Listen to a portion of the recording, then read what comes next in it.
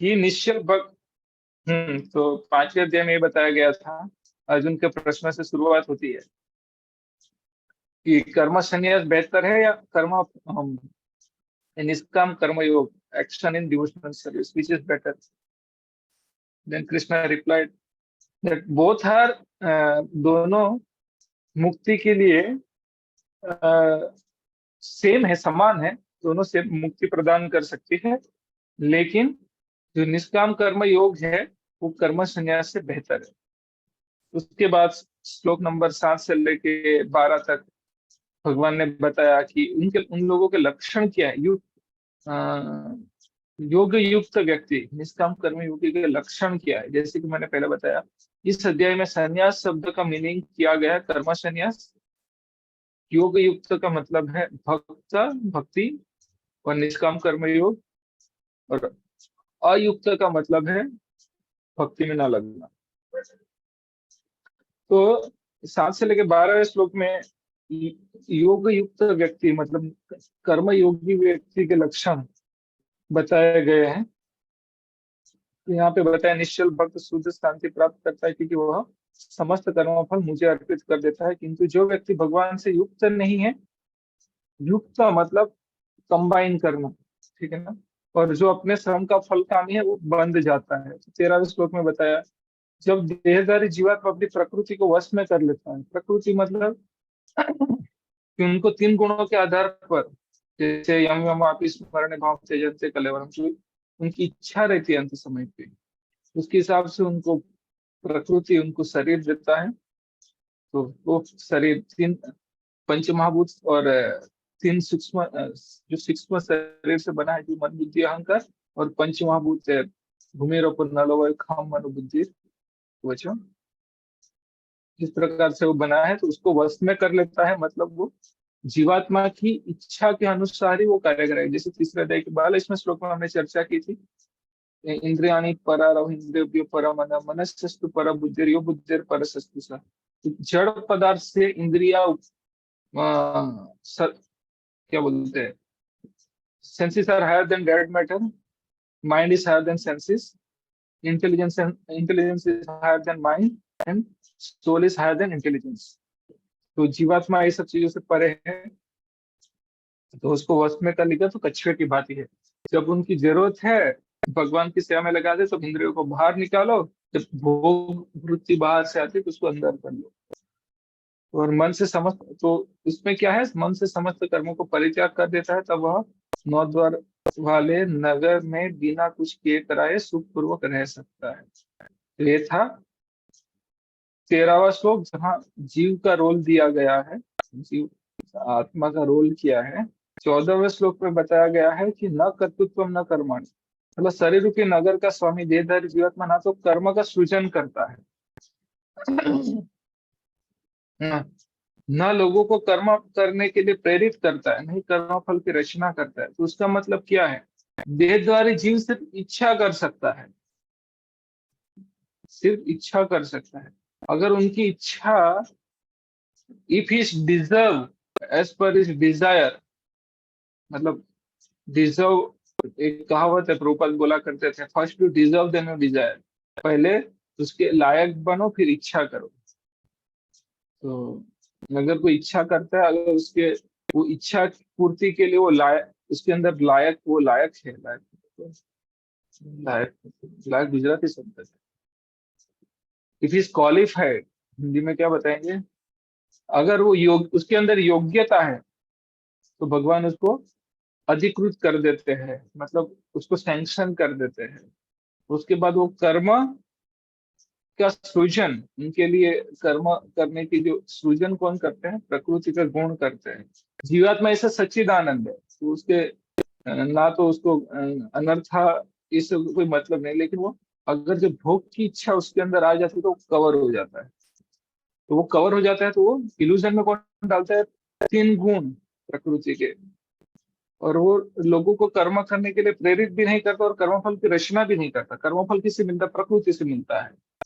तो जीवात्मा के हाथ में सिर्फ उसकी इच्छा है, बस उसको इच्छा को सही करना है तो सब सही हो जाएगा, अगर गलत है तो फिर सब गलत होगा। सुनाओ, from this verse we can understand that how much will be implicated based on our desire. There is one presentation, हमारा एक presentation है, उसमें हम चर्चा करते हैं मंत्रा टेक्नोलॉजी।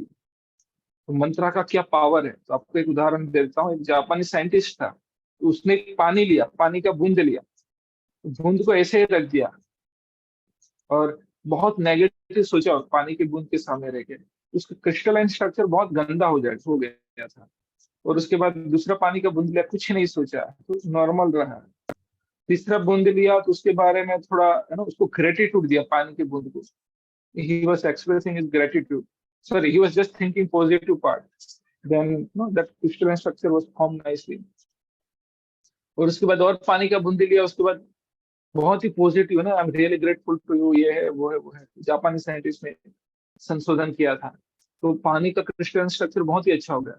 अभी हमारा जो शरीर है 70% पानी से बना हुआ है, ऐसा बोलते हैं, पता नहीं एग्जैक्टली फिगर सही है या नहीं, बट जो भी है देख लीजिएगा, जो भी है पानी का पोषण कितना है। हो सकता है मैं गलत हूँ, मैं वो क्या बोलते हैं जीव विज्ञान का विद्यार्थी नहीं हूँ, तो मुझे पता नहीं है। तो पानी का इतना प्रमाण है, तो हम नेगेटिव सोचेंगे तो क्या होगा। तो यहाँ से मतलब इस श्लोक से हमें पता लगता है कि हमारे अपनी इच्छा, अगर पॉजिटिव इच्छा करेंगे, ये तो मैं भौतिक तरह से बताया, लेकिन ये आध्यात्मिक स्तर की बात हो रही है। तो जो हो रहा है भौतिक जगत में रह के भगवान की सेवा करने के लिए मदद भी तो प्रकृति के 3 गुणों, प्रकृति ही करती है। भगवान को फूल ऑफर करना है, बस भगवान को ऑफर करके वो आध्यात्मिक रूप धारण कर लेता है, वो अलग बात है। ये सब प्रकृति के गुणों द्वारा ही किया जाता है। तो प्रकृति का रोल है, प्रकृति हमें फैसिलिटी प्रोवाइड करती है भगवान की सेवा करने के लिए या तो इंद्रिय उपभोग करने के लिए।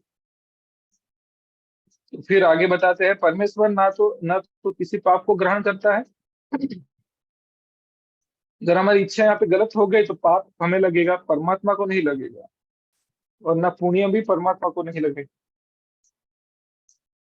किंतु सारे देहधारी जीव उस अज्ञान के कारण मोहग्रस्त रहते हैं। लेकिन ये जो जीव का रोल किया है, प्रकृति का रोल किया है, परमेश्वर का रोल किया है, उसकी अज्ञानता की वजह से वो सारे जीव मोहग्रस्त रहते हैं, जो उनके वास्तविक ज्ञान को आच्छादित करते हैं। तो ये बताया।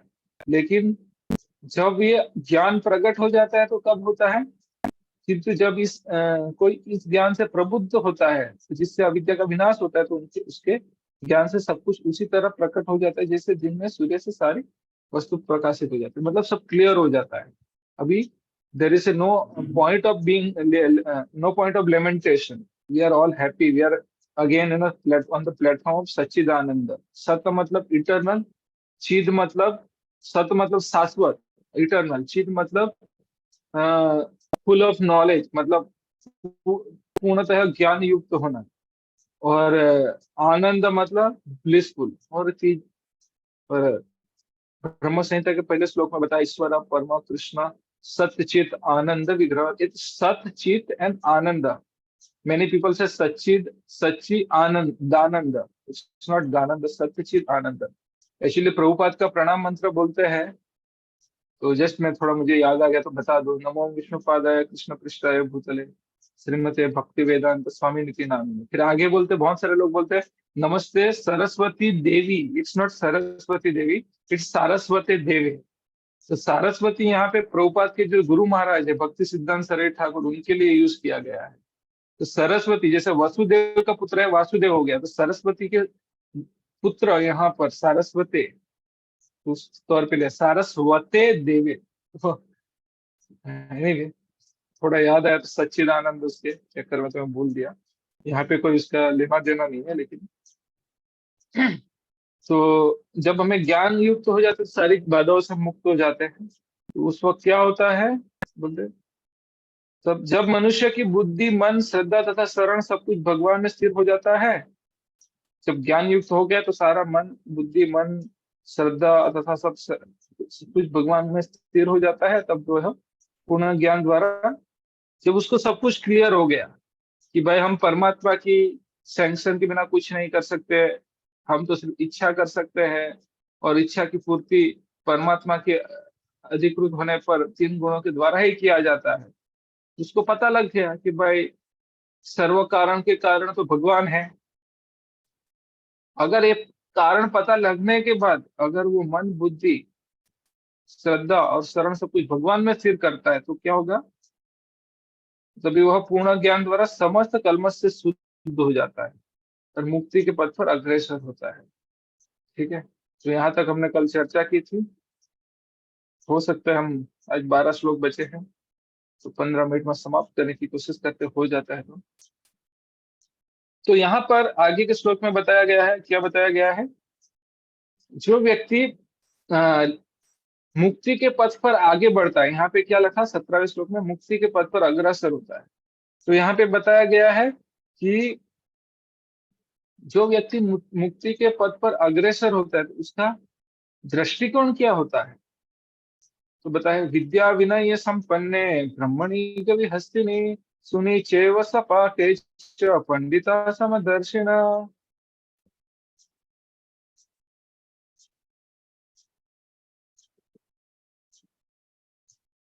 ओके, विद्या विनय संपन्न ब्रह्मणि कवि हस्तिनी सुनी चैव सपाके च पंडिता समदर्शिना। तो यहाँ पे बताया है, समझ में आ गया, विद्या विनय संपन्न, शिक्षण की विनम्रता से क्या होता है? ब्रह्मणि गवि हस्तिनी सुनीचे सपाटी च पंडिता समदर्शिना। तो जब उसके अंदर विद्या आ जाती है तो विनम्र साधु पुरुष अपने वास्तविक ज्ञान के कारण एक विद्वान ब्राह्मण, विद्वान तथा विनीत ब्राह्मण, गवि मतलब गाय, हस्तिनी मतलब हाथी, सुनी मतलब कुत्ता, चैव मतलब मतलब च मतलब तथा, और एवं मतलब निश्चय ही, स्वपा के च मतलब चांडाल, कुत्ते को खाने वाला, इसको चांडाल बोलते हैं। जो पंडिता समदर्शिना, तो समान दृष्टि से देखते हैं। जो विनम्र साधु पुरुष मतलब जो पंडित है, और विनम्र पंडित अपने वास्तविक ज्ञान के कारण क्या करता है? एक विद्वान तथा विनीत ब्राह्मण, गाय, हाथी, कुत्ता तथा चांडाल को समान दृष्टि से देखता है। तो अभी उसका मतलब क्या हो गया? क्या मतलब ब्राह्मण में कोई एडवांसमेंट नहीं है? चांडाल और ब्राह्मण दोनों एक ही स्तर पर है? बहुत सारे लोग ये प्रश्न कर सकते हैं, राइट? तो उसको कैसे समझे हम कि भाई चांडाल कुत्ते खाने वाला भी और ब्राह्मण दोनों को सेम दृष्टिकोण से देखता है? तो यहाँ पे कहने का मतलब ये है कि उनके शरीर के अंदर वो आत्मा को देखता है। भाई सब लोग इस शरीर नहीं, आत्मा है और भगवान के अंश है, भगवान के पार्ट एंड पार्सल है। ठीक है, वो भी सच्चिदानंद है, लेकिन वो अज्ञानता की वजह से कवर होने के कारण वो अलग अलग शरीर धारण किए हैं। जैसे आत्मा एक, मानिए एक बल्ब होता है, बल्ब के ऊपर में पीले कलर का पेपर डाल दो तो पीला, पीली लाइट देखेगी। लाल कलर का डालूंगा तो लाल कलर की लाइट दिखेगी। हरे रंग के पेपर डालूंगा तो हरे रंग की लाइट दिखेगी। ठीक है, तो वही यहाँ पर बताया है। तो कृष्ण भावना भावित व्यक्ति योनि या जाति में भेद नहीं मानता। ठीक है, योनि या जाति में भेद नहीं मानता। सामाजिक दृष्टि से ब्राह्मण तथा चांडाल भिन्न भिन्न हो सकते हैं, अथवा योनि के अनुसार कुत्ता, गाय या हाथी भिन्न भिन्न हो सकते हैं। तो यहाँ पे दो चीज ले ले, एक तो सामाजिक स्तर पर और एक अलग अलग शरीर के स्तर पर, मतलब पशु का और मनुष्य के शरीर के स्तर पर ले लिया। तो अनुसार कुत्ता, गाय, हाथी भिन्न हो सकते, किंतु विद्वान योगी की दृष्टि में ये शरीरगत भेद अर्थहीन होते हैं, वो शारीरिक भेद को नहीं देखते। इसका कारण परमेश्वर से उनका संबंध है। जब वो परमेश्वर ज्ञान आ गया, मतलब अभी वो सबको परमेश्वर के संबंध में देखता है, उनका रिलेशन परमेश्वर के संबंध में है। तो परमेश्वर के संबंध में मतलब हम सब, भगवान सर्वोपरि है, हम उनके अंश है, हमारा कर्तव्य उनकी सेवा करना। सबको भगवान के अंश रूप ही देखता है। इसका कारण परमेश्वर से उनका संबंध है, और परमेश्वर परमात्मा रूप में हर एक हृदय में स्थित है, हर एक के हृदय में स्थित है। परम सत्य का ऐसा ज्ञान वास्तविक ज्ञान है कि कौन सा? हर एक के हृदय में है। जहां तक विभिन्न जाति या विभिन्न योनि में शरीर का संबंध है, भगवान सबों पर समान रूप से दयालु है, क्योंकि वे प्रत्येक जीव को अपना मित्र मानते हैं, फिर भी जीवों के समस्त परिस्थितियों में अपने में वे अपना परमात्मा रूप बनाए रखते हैं। मतलब अगर जीवात्मा, if jivatma goes take a birth as a worm in the stool, अगर जो जीवात्मा विष्ठा के अंदर, मतलब एक मल होता है अंदर, एक कीड़े के रूप में भी जन्म लेता है, तो भगवान उनके साथ जाते हैं। मतलब ऐसा तो कभी ना, हमारे अगर रिलेटिव भी हमारे स्टूल को नहीं छुएंगे, लेकिन जब हम वही जीवात्मा अ, वो स्टूल के अंदर जन्म लेता है, तो भगवान उनके हृदय में उनके साथ रहते हैं। इतने इतने दयालु है भगवान, उनको भेद नहीं करता। वह हाँ, उसने स्टूल के अंदर जन्म लिया तो मैं उनके साथ नहीं रहूंगा, वो भेद नहीं है उनके अंदर। ठीक है।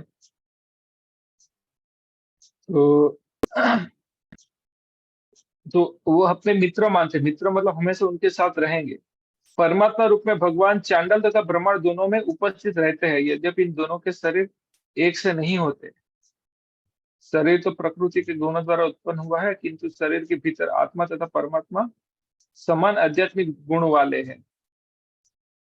मतलब आत्मा भी सच्चिदानंद है और परमात्मा भी सच्चिदानंद है, लेकिन एक समुद्र के बूंद जैसा है। आत्मा समुद्र के बूंद की तरह है और परमात्मा एक पूरे सागर के बराबर है, सागर के पानी के बराबर है, बूंद नहीं। क्वालिटी सेम है, क्वांटिटी अलग अलग है। परंतु आत्मा तथा परमात्मा की यह समानता उन्हें मात्रात्मक दृष्टि से समान नहीं बनाती। मात्रा मतलब क्वांटिटी, क्योंकि व्यष्टि आत्मा किसी विशेष शरीर में उपस्थित होते हैं, किंतु परमात्मा प्रत्येक शरीर में रहता है। ये जीवात्मा एक ही शरीर में होता है, लेकिन भगवान सारे शरीर में एक साथ विराजमान रहते हैं। कृष्ण भावना भाविक व्यक्ति को इसका पूर्ण ज्ञान होता है, इसलिए वह सचमुच ही विद्वान तथा समदर्शी होता है। ठीक है, उसको आत्मा और परमात्मा का ज्ञान है। शरीर के हृदय में परमात्मा भी देखते हैं, और आत्मा है उसको क्वालिटेटिवली सेम देखते हैं, क्वांटिटेटिवली डिफरेंट। आत्मा तथा परमात्मा के लक्षण समान है, क्योंकि दोनों चेतन, शाश्वत और आनंदमय है। किंतु अंतर इतना ही है कि आत्मा शरीर की सीमा के भीतर सचेत रहता है, जबकि परमात्मा सीमा के शरीर में सचेतन रहता है। शरीर, परमात्मा सभी शरीरों में सचेतन रहता है। ये 13वें अध्याय के पहले 4-5 श्लोक में उसका, 13वें अध्याय में उसका स्पष्ट चित्र हमें मिल जाएगा इसके बारे में। परमात्मा बिना किसी के भेदभाव के सभी शरीरों में विद्यमान है। मतलब ऐसा नहीं कि उसने स्कूल में जन्म लिया तो उसके साथ ही रहेंगे, उनके साथ भी रहेंगे।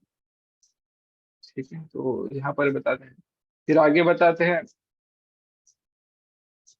इहेवतिर्जित सर्गो ये साम्य स्थित मन निर्दोषम ही समम ब्रह्म तस्मात् ब्रह्मणि ते स्थितः। तो बोलते हैं, जिनके मन एकत्व तथा समता में स्थित है, अभी वो देखने के रूप में, मतलब एकत्व तथा समता में स्थित है, उन्होंने जन्म मृत्यु के बंधनों को पहले ही जीत लिया है, वे ब्रह्म के समान निर्देश है और सदा ब्रह्म में ही स्थित रहते हैं।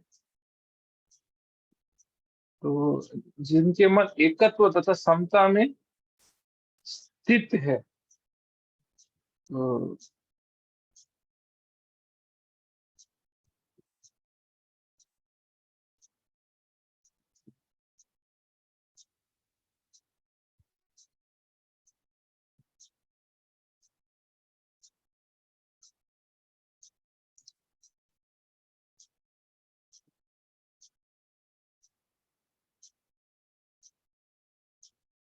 तो यहाँ पे तात्पर्य में लिखा है, जैसा कि ऊपर कहा गया कि मानसिक समता आत्मा साक्षात्कार का लक्षण है। ओके, एकत्व मतलब, ओके, एकत्व और क्षमता मतलब क्वालिटेटिवली वन। तो इक्वल विजन, यहाँ पे इक्वल विजन की बात की गई, शायद इंग्लिश में उसको अलग तरीके से।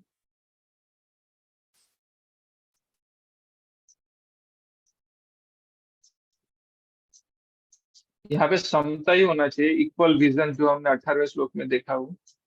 थोड़ा मुझे हिंदी वर्ड समझ में नहीं आया यहाँ पर एक कॉन्टेक्स्ट में। Okay, sameness and equality, okay ठीक है।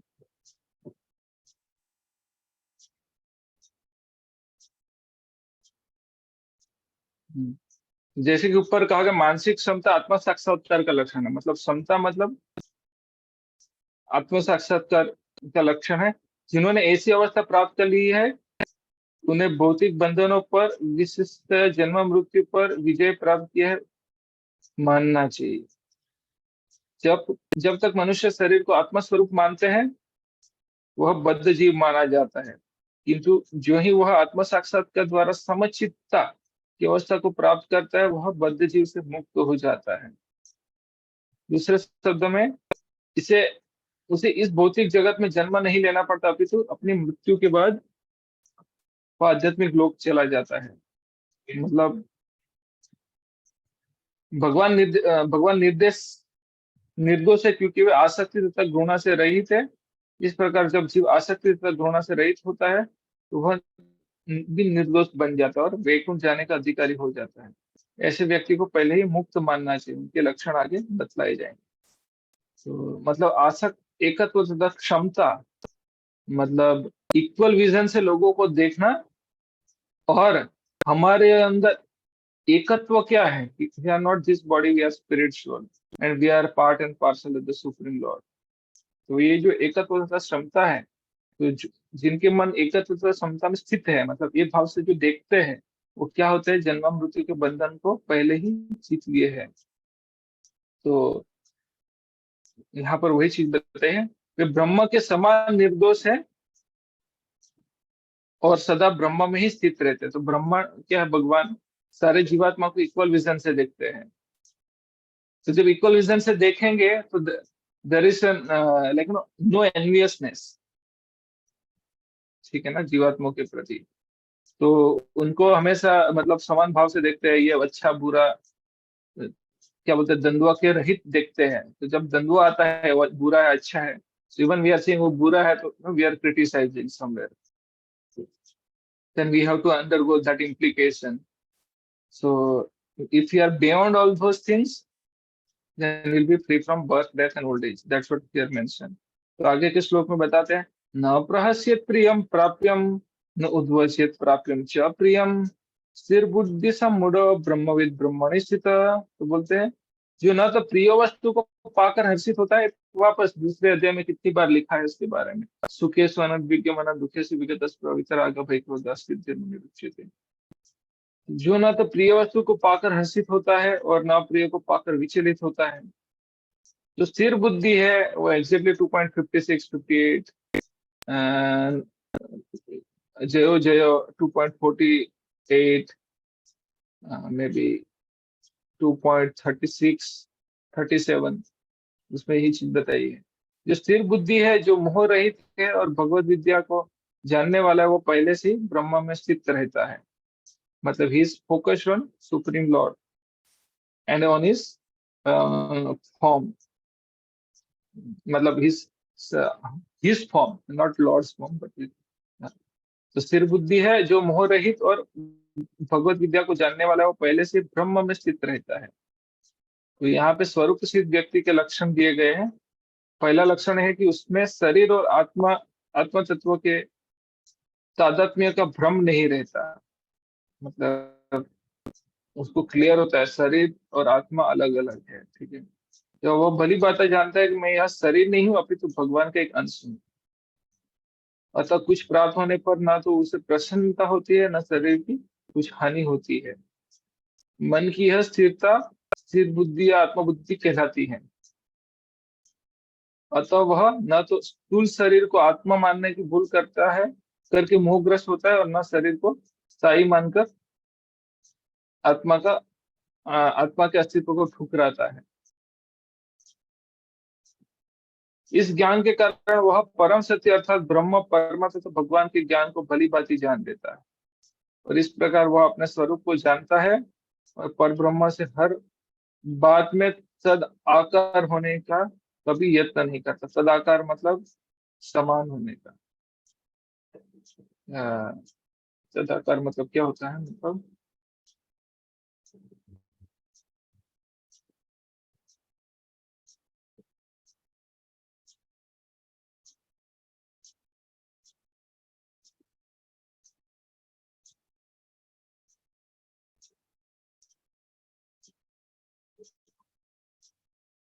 हाँ, उनके समान बनना। इसे ब्रह्म साक्षात्कार या आत्मा साक्षात्कार कहते हैं। ऐसी स्थिर बुद्धि कृष्ण भावना अमृत कहलाती है। तो उसको क्लियर पिक्चर हो गया कि मतलब now he knows that here is not this body is not and spirit soul, so he's beyond all these things, three modes of material nature, that he's like he's equipoised in loss and gain, uh, honor dishonor। तो हमने तो बहुत बार उसकी चर्चा की है दूसरे अध्याय में आगे, और 12वें अध्याय में भी बार बार ही आएगा। लास्ट 7 श्लोक के 12वें अध्याय के उसमें भी वही बताएंगे भगवान। और यहाँ पे बता रहे बाह्य स्पर्श स्वशक्त आत्मा विंदन्ति आत्मनि यत् सुखम सह ब्रह्म योग युक्त आत्मा सुखम अक्षम अश्नुते।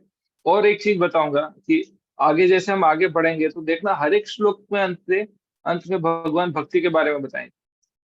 कुछ ना कुछ करके भक्ति ही आएगी। दूसरे अध्याय के अंत में ऐसा थे ब्रह्म स्थिति प्राप्यम नैनम प्राप्यम विमुह्यति स्थितावासमन्त काले भी ब्रह्म निर्वाण मृच्छति। तो वहां पे भी एक तरह की ब्रह्म स्थिति मतलब भगवत धाम में जाने की बात आ गई, तो वहां पे भी भक्ति आ गया। तीसरे अध्याय में अंत में भी भगवान बोल दे एवं बुद्धे परम बुद्धवा संस्थाप्यमात्मनात्मनम जही शत्रु महाभाव काम रूप दुरसन। तो उसमें डेलिबरेट स्पिरिचुअल इंटेलिजेंस वो आध्यात्मिक ज्ञान पर स्थित है, तो वहां पे भी आध्यात्मिक ज्ञान की बात आ गई। और तीसरे अध्याय में भी वापस आध्यात्मिक ज्ञान, चौथे अध्याय के अंत में आध्यात्मिक ज्ञान की बात करते हैं। आध्यात्मिक ज्ञान मतलब वही हो गया भगवान के बारे में ज्ञान और आत्मा भगवान उसके बारे में। 5वें अध्याय के अंत में भी भगवान वही बोलेंगे भोक्तारम जो तपस्या में सारे यज्ञों का भोक्ता, यज्ञ और तप का भोक्ता हूँ, सर्वलोक के महेश्वरम सारे सलोक का स्वामी हूँ, सुदाम सर्वभूता नाम सबका मैं हितेच्छी हूँ, ज्ञातवाम शांति वृक्षति। कोई जान लेगा वो शांति प्राप्त करेगा। तो मतलब भगवान भगवान सारे योग और तप का भोक्ता है, मतलब हमें उनको अर्पण करना है, उनका स्वामित्व हमें स्वीकारना है। वो क्या हो गया? भक्ति ही हो गई। इस तरह से देखेंगे 6ठे अध्याय में वापस बोलेंगे, 7वें अध्याय में बोलेंगे, 8वें अध्याय में बोलेंगे, सारे अध्याय के अंत में वही बताते हैं भक्ति भक्ति भक्ति। तो ध्यान करिएगा, उसको ध्यान से नोटिस करेगा। इसलिए मैं बताना भूल गया था शुरुआत में, लेकिन अभी याद आया तो बता दिया।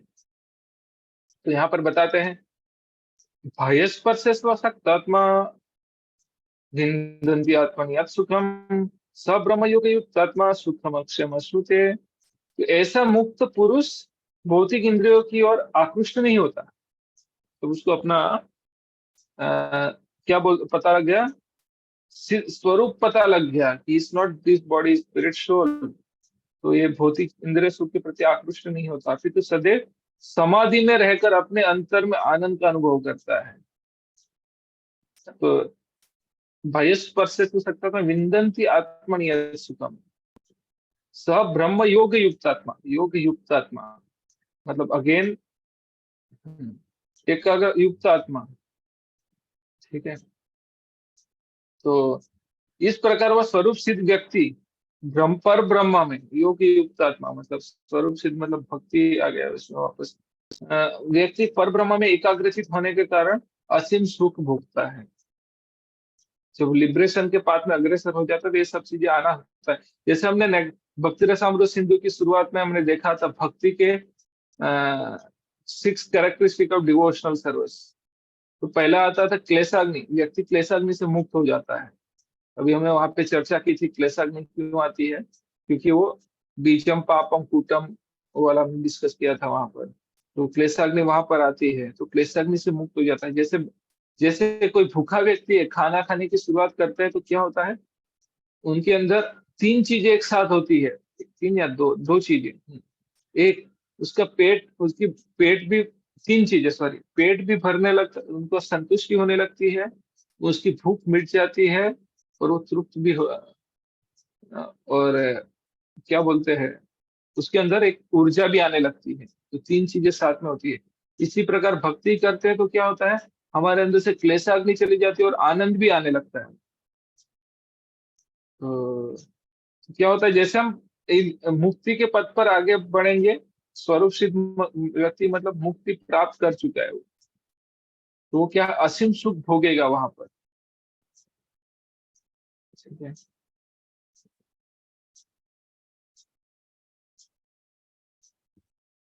तो यमुनाचार्य का श्लोक प्रभुपाद कोट करते, यमुनाचार्य श्री संप्रदाय में आते थे।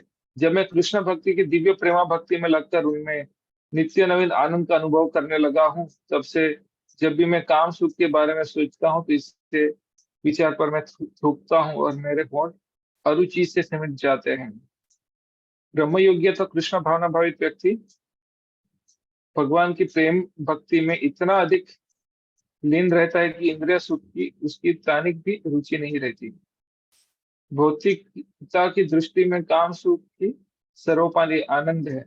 सारा संसार उसी के वशीभूत है और भौतिकवादी लोग तो इस प्रोत्साहन के बिना कोई कार्य नहीं कर सकते। किंतु कृष्ण भावना अमृत में लीन व्यक्ति काम सुख के बिना ही उत्साहपूर्वक अपना कार्य करते हैं। यही आत्म साक्षात्कार की कसौटी है। Means as soon as we get liberation, or we are on the path of liberation, we should be free from all this material sense gratification. तो आत्म साक्षात्कार तथा काम सुख कभी साथ साथ नहीं चलते।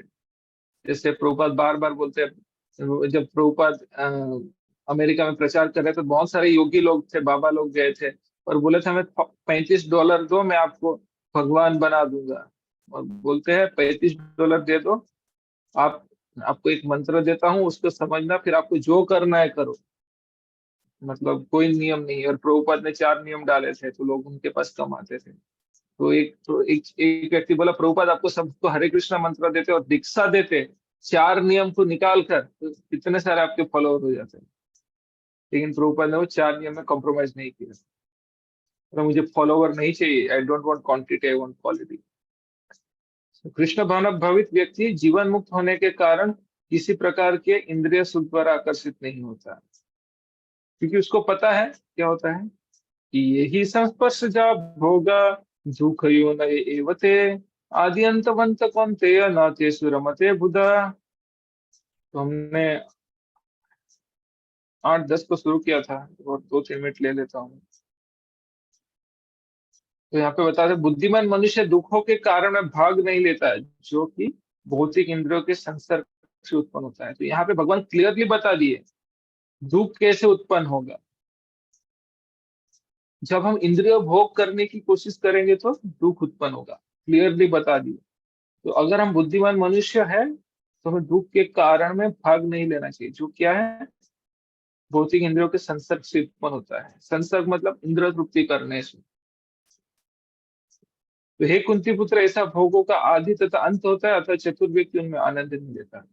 अगर हम ये सुख और दुख, अगर इंद्रिय तृप्ति समय सुख मिलेगा तो उसका भी अंत हो जाएगा, दुख मिलेगा तो उसका भी अंत हो जाएगा।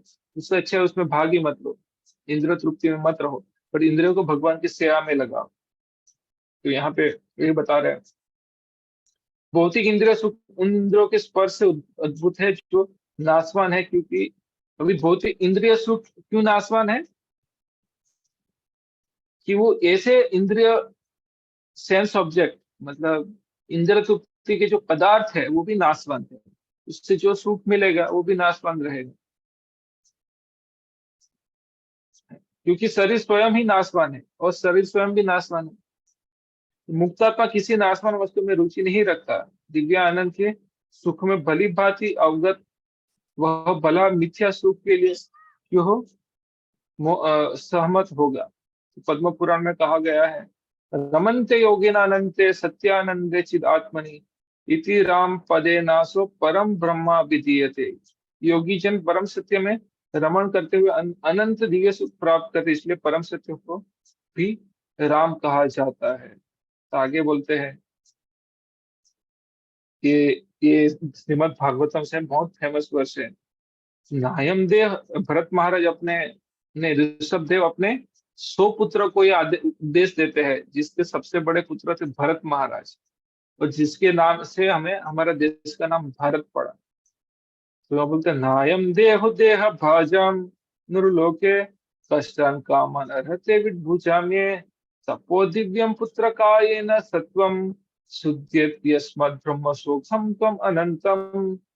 तो बोलते हे पुत्रो, इस मनुष्य योनि में इंद्रिय सुख के लिए अधिक श्रम करना व्यर्थ है। ये ऋषभ देव बता रहे हैं। ठीक है? इसको उनके 100 पुत्र और जिसके बड़े पुत्र का नाम है भरत, और हम वही भरत के नाम से जो भारत देश पड़ा उसमें रहते हैं। तो हमें तो पता ही होना चाहिए। तो बोल रहे, हे पुत्रों, इस मनुष्य योनि में इंद्रिय सुख के लिए अधिक श्रम करना व्यर्थ है। ऐसा सुख तो शुकरों को भी प्राप्त है, क्योंकि सिंपल है। That pig can have sense gratification 100 times with sea pig। तो इसकी अपेक्षा तुम इस जीवन में तप करना चाहिए, जिससे तुम्हारा जीवन पवित्र हो जाएगा और तुम असीम दिव्य सुख प्राप्त कर सकोगे। तो हम वेदों के आधारित तप करेंगे तो हमें असीम दिव्य सुख प्राप्त होगा। अतः जो यथार्थ योगी या दिव्य ज्ञानी है, वे इंद्रिय सुख की ओर आकृष्ट नहीं होते, क्योंकि ये निरंतर भवरोग के कारण है। तो भवरोग के कारण के इंद्रिय भोग, वो भौतिक सुख के प्रति जितना ही आसक्त होता है, उससे इतना ही अधिक भौतिक दुख मिलता है। तो यहाँ से हम इस सीख लेना चाहिए कि इंद्रिय तृप्ति हमारे दुखों का कारण है। ठीक है, तो हम यहाँ पर समाप्त करते हैं। बाकी के श्लोक की चर्चा मंडे करेंगे। कल तो हमारा